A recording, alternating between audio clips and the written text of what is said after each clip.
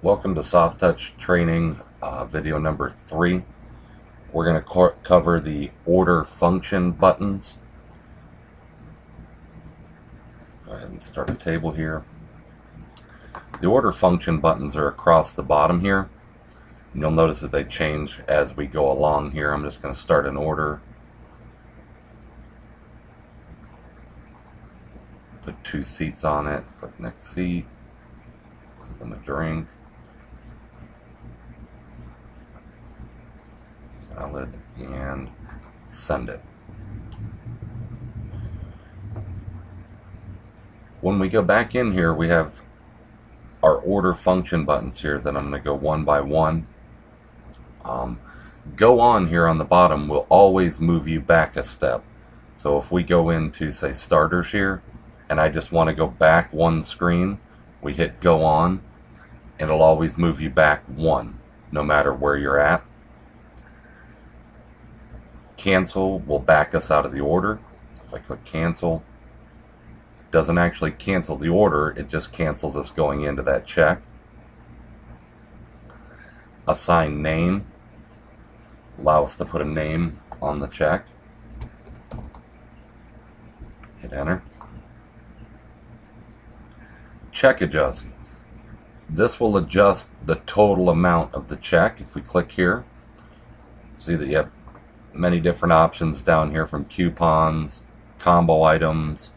All of these will typically be covered by a manager override, which will mean it'll prompt for a manager, say a swipe card or their password.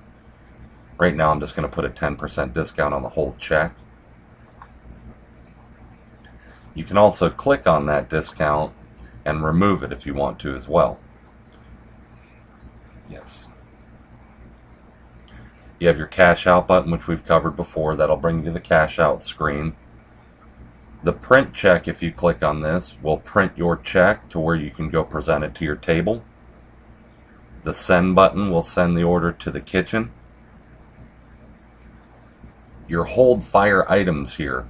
Let's say somebody orders a starter here, an appetizer, but you don't want to send it to the kitchen yet.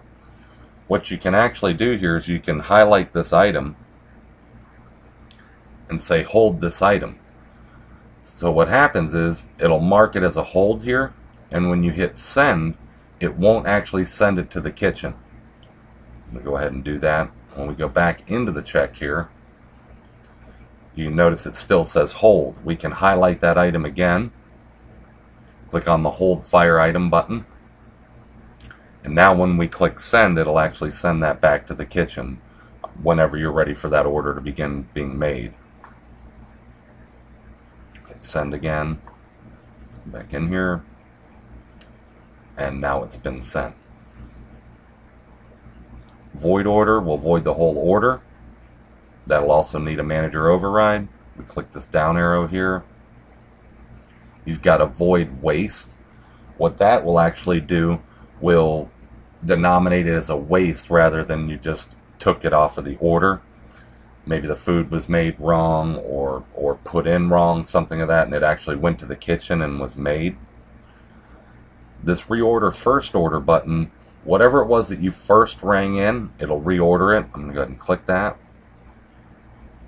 You'll notice now that the sodas here say new. So that was what we rang in first. Go ahead and send it. Back into the check. Click this down arrow to go back to the other ones that we're at here. You have a split check button. And click that. You've got many options in a split check. You can do it by individual items, by just clicking on an item here and then clicking on the new check. You can also put that back over there if you'd like. You have a select all button, which will select everything and move over here once you click. You can also do a select all now and move it all back over here just by clicking on the check. You can move by seat number as well, which is probably the most common way that you'll do it. Highlight by clicking just seat number 2. Click the new check, and then send will complete it. Ask you if you're sure you want to combine or split. Yes.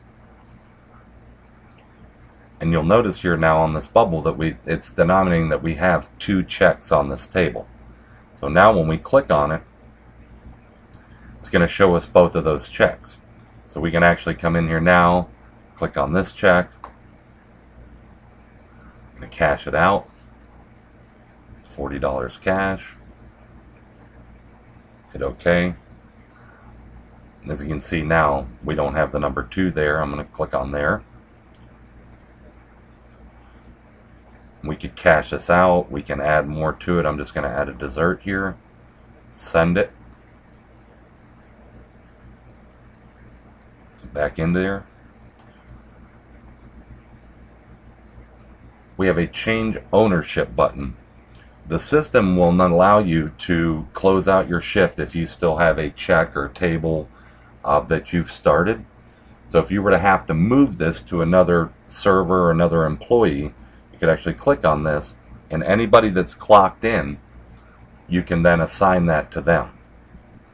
That's typically a manager function as well, which would require an override. I'm just going to hit cancel for now. Down arrow again to get back to where we were. We can actually change the check date and time when this was created. Go back down, hit the down arrow.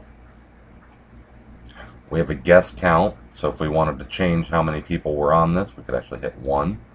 Now it'll change it to just 1 guest, which you can see up here. Then you have a check note, which will print to the kitchen.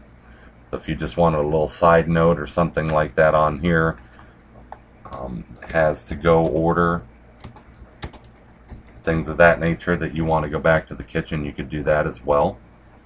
Send it.